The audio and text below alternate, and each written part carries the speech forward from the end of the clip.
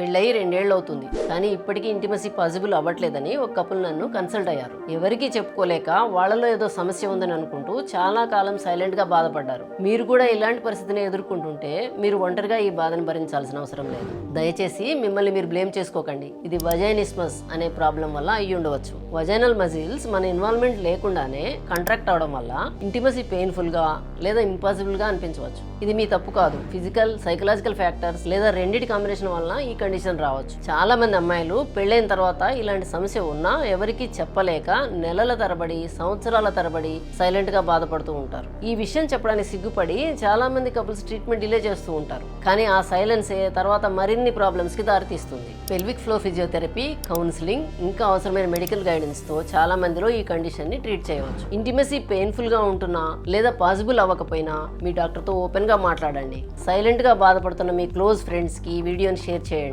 ఇలాంటి fertility health information కోసం మా ఛానల్ని ఫాలో అవ్వండి.